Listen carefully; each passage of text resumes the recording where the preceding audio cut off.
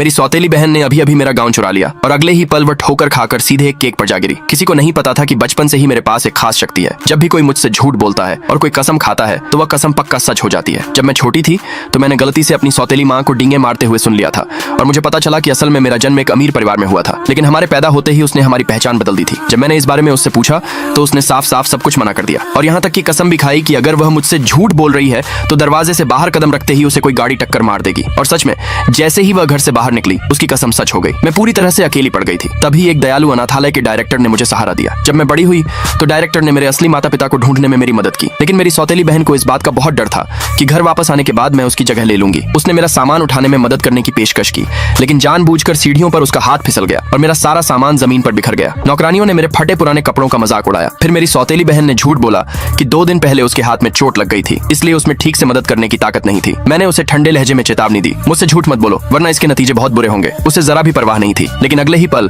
उसका पैर फिसल गया, वो जमीन पर गिर पड़ी और सच में उसके हाथ बेजान हो गए। मेरे असली माता पिता को लगा कि मैंने अपनी सौतेली बहन को श्राप दिया है और वे मुझसे बहुत ज्यादा निराश हो गए। मैं अकेले ही अपने कमरे में लौट आई और उस अनाथालय को याद करने लगी जिसने सच में मुझे अपनापन दिया था। अचानक मेरी सौतेली बहन ने अपने पुराने बेकार कपड़े मेरी तरफ फेंकते हुए मुझे चेतावनी दी कि मैं उसके माता पिता को अपना बनाने का सपना देखना छोड़ दूं। फिर वह मेरे माता पिता के पास जाकर खुद को बेचारी दिखाने लगी और उनसे मिन्नतें करने लगी कि फिलहाल वे मेरी असली पहचान किसी को न बताएं। लेकिन उसे जरा भी अंदाजा नहीं था कि मैं उस आलीशान पहचान के लिए वापस आई ही नहीं थी। आखिर 20 साल से भी ज्यादा समय तक उन्होंने मुझे ढूंढने के बारे में कभी सोचा भी नहीं था। मैंने बस एक ही शर्त रखी कि मुझे $10 लाख मिले और मैं उसका एक एक पैसा समाज सेवा के कामों में दान कर दूंगी। मेरे माता पिता मान गए। मेरी सौतेली बहन ईर्ष्या की आग में इतनी जल रही थी कि उसने अपना आपा ही खो दिया। उसने यह अफवाह फैला दी कि मैंने क्लास की फीस चुरा ली है। मैंने उससे पूछा कि इसका सबूत कहाँ है। एक लड़का खड़ा हुआ और दावा किया कि उसने यह अपनी आंखों से देखा है और उसने कसम भी खाई अगर मैं झूठ बोल रहा हूँ तो मेरी फैमिली की कंपनी तुरंत दिवालिया हो जाएगी। जैसे ही वह मेरे स्कूल बैग में छानबीन करने वाला था उसका फोन बज उठा। दूसरे पार्ट के लिए कमेंट में यस लिखे।